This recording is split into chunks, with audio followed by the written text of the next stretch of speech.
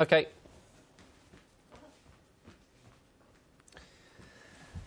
All right. The former US envoy Richard Haas will chair a roundtable meeting of the 5 main Stormont parties later today before returning to the United States for the American Thanksgiving holidays. This has been a complicated case, at times unclear on the exact dates and locations the alleged assaults were supposed to have taken place. What do you call a man with a spade on his head? I don't know, Sylvia. Doug. Doug. The Vice President of the United States has urged political leaders in Northern Ireland to make more progress towards a shared future.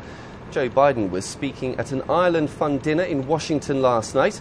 Our political correspondent Martina Purdy has this report. I spent 4 days and 3 nights on the streets, and I really wanted to get as much of a sense as possible of what it is to be sleeping rough on the streets of Belfast. You want to get on because you're probably on TLA.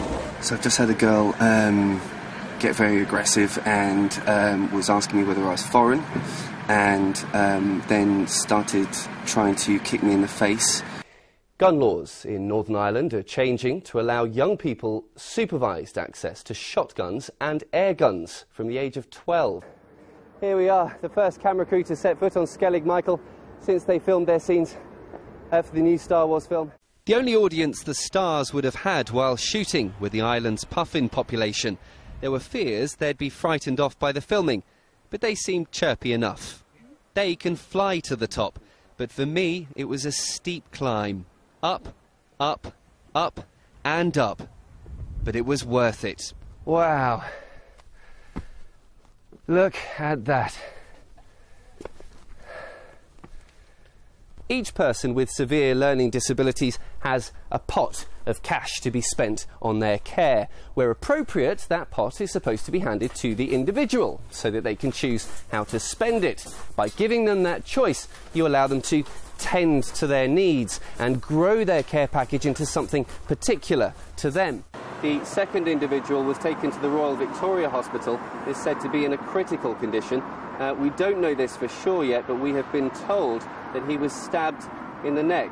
Over the next few days, more than 140,000 people are going to descend on Northern Ireland to watch races like those storm their way around Belfast. It's impossible to know how many adults like Bernie can't swim because, of course, they're embarrassed to admit it. Now, Georgios Samras was the hero for millions of his fellow Greeks when he scored the last-minute penalty that sent his country through to the knockout stages of the World Cup. But undoubtedly, the #1 fan of the former Celtic striker lives not in Athens, but in Lurgan, and the appreciation is mutual, as Thomas Kane reports. Good lad. Time now for a look at the weekend weather. Here's Barra Best. That's good. Who doesn't want to be like David Frost?